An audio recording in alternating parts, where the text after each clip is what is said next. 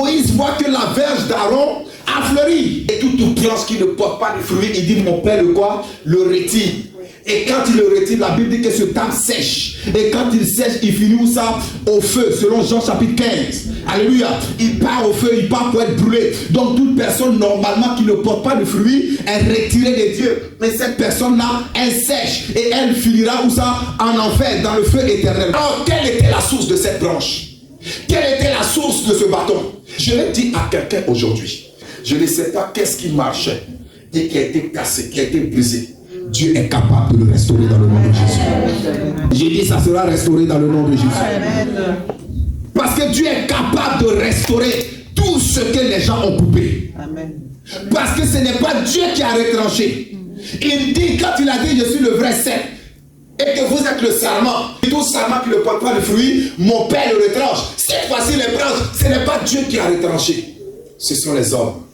Et ce que les hommes ont retranché, Dieu peut faire fleurir. Amen. Mais ce que Dieu retranche, personne ne peut faire fleurir. Donc n'aie pas peur que les hommes te fracassent. N'aie pas peur que les hommes te cassent. N'aie pas peur que ta famille te casse. N'aie pas peur que l'entourage te casse. Mais aie plutôt peur que Dieu te casse. Parce que tant que Dieu ne t'a pas rejeté, le rejet des hommes peut devenir un moyen de saison de renouveau dans ta vie. Amen. Si Dieu ne t'a pas rejeté, que les hommes te rejettent peut devenir une nouvelle saison de production, une nouvelle saison de multiplication, une nouvelle saison de floraison, une nouvelle saison d'abondance, une nouvelle saison de récolte. Quelqu'un qui me dit Amen, le reçoit dans le nom de Jésus. Amen. Tu as le droit de te poser ces 1001 questions que tu as, mais une chose est importante. Prends l'habitude de demander à Dieu, Seigneur, qu'est-ce que tu vois dans ma situation? Qu'est-ce que tu dis dans ma situation? Qu'est-ce que tu penses dans ma situation? Parce que c'est Dieu qui peut te faire refleurir. La Bible dit ces branches, ces bâtons plutôt, cette verge a été retirée de son arbre, mais cette verge, elle a été connectée à la présence de Dieu. Elle a été connectée à la tente d'assignation. Et là où il y a la présence de Dieu, il ne peut jamais y avoir la sécheresse. Là où il y a la présence de Dieu, il ne peut jamais y avoir la mort. Là où il y a la présence de Dieu, il ne peut jamais y avoir l'échec.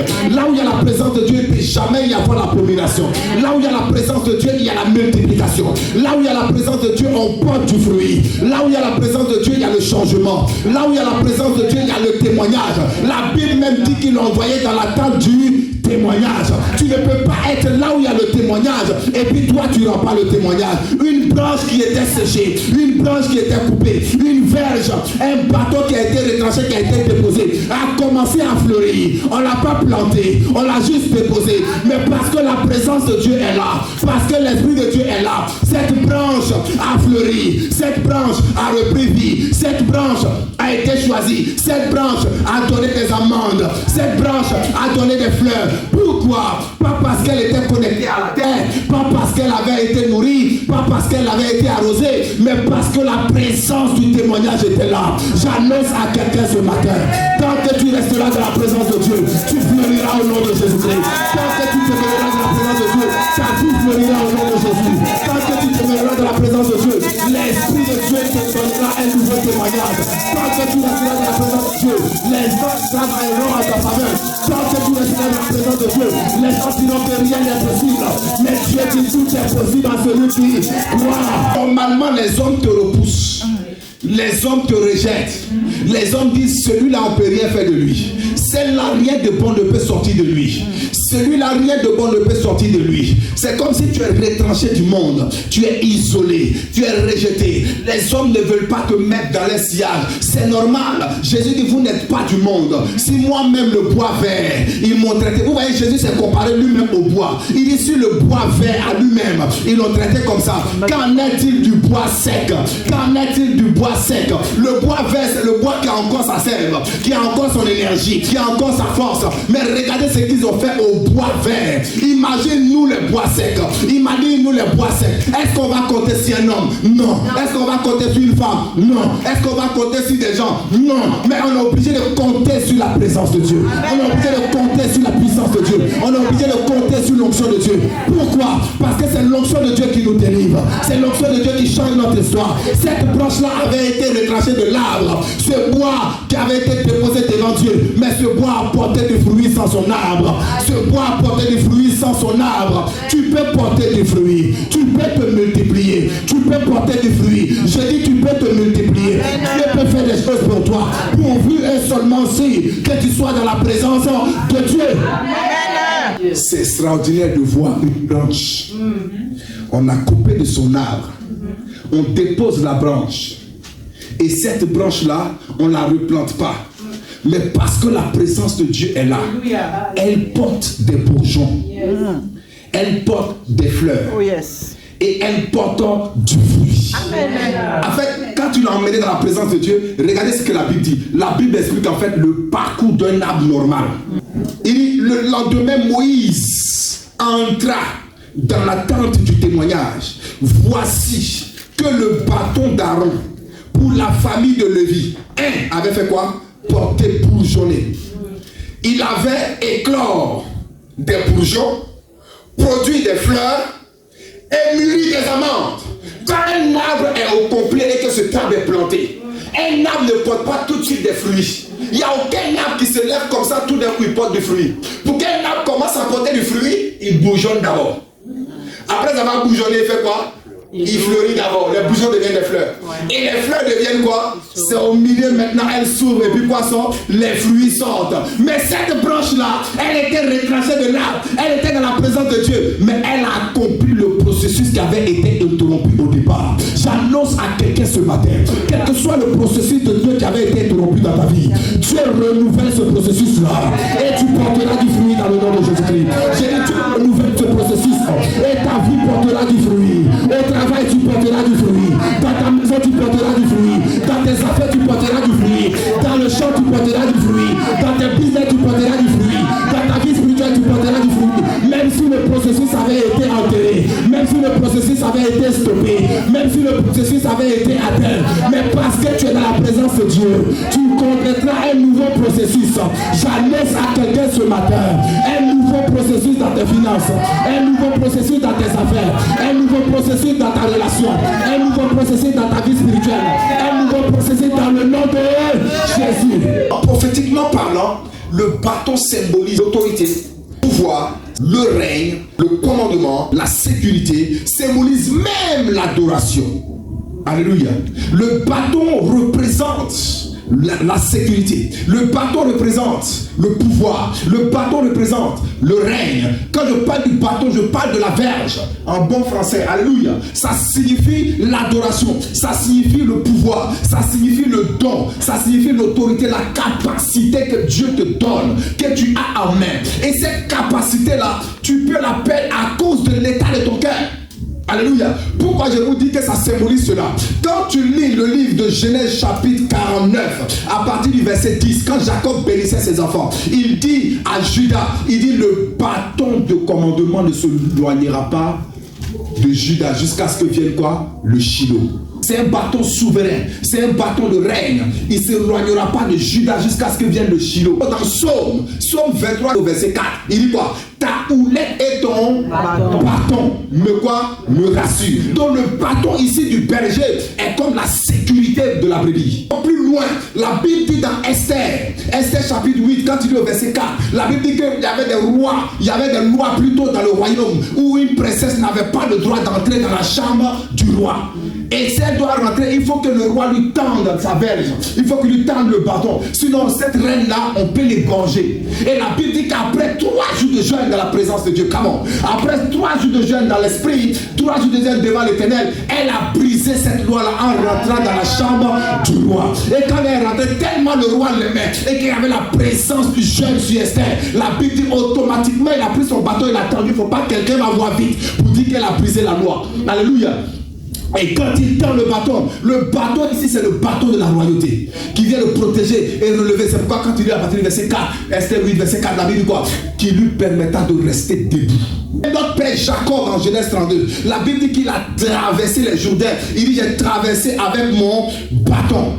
En Genèse 32 à partir du verset 12. Mais l'état du cœur donne la valeur au bâton. L'état du cœur dans la présence de Dieu bonifie ton bâton ou soit rend ton bâton faible. Tu peux avoir l'autorité, tu peux avoir ce pouvoir, tu peux avoir cette onction, tu peux avoir cette grâce, tu peux avoir ce commandement. Mais si l'état de ton cœur n'est pas bien, l'autorité peut devenir faible, l'autorité peut devenir impuissante. Alléluia. C'est-à-dire qu'il n'y a plus de pouvoir. Tu parles mais les démons n'ont pas peur. Tu commandes mais les esprits n'ont pas peur. Tu dis des choses mais les esprits ne tremblent pas. Pourquoi? Parce que l'état de ton cœur est différent de la nature de ce bâton-là. Moïse, à cause de l'état de son cœur, il n'est pas entré à Canaan. Donc le caractère que tu as, ce n'est pas à Dieu de le changer, c'est à toi.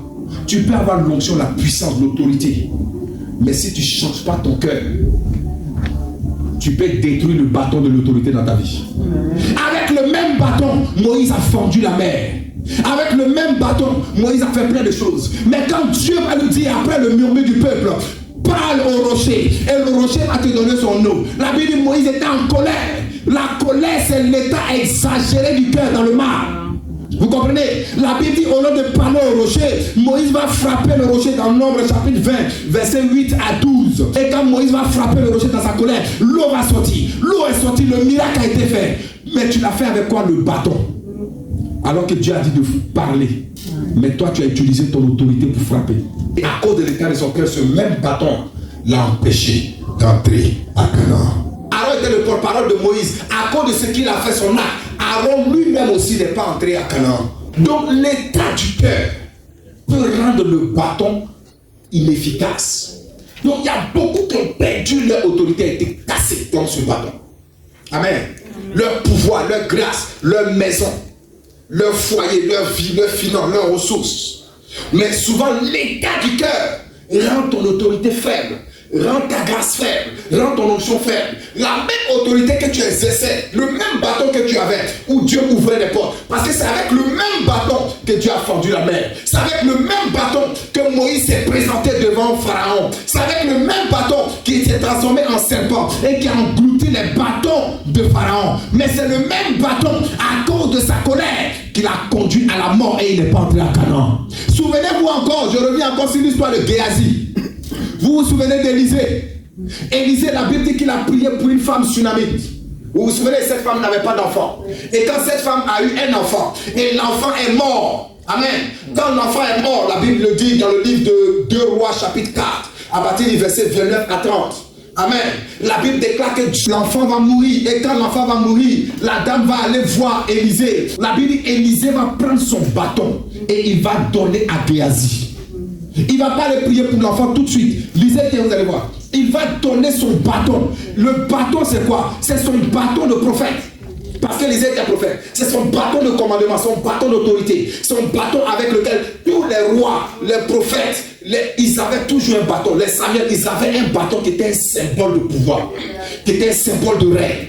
Donc quand on parle de verge, il faut aller plus loin que le bâton que tu vois. Mais vois l'autorité, vois l'onction, vois la puissance, vois la branche. Comme Moïse l'a utilisé pour ouvrir la mer, pour affronter Pharaon, Dieu aussi t'a donné une autorité, une puissance, une onction. Amen.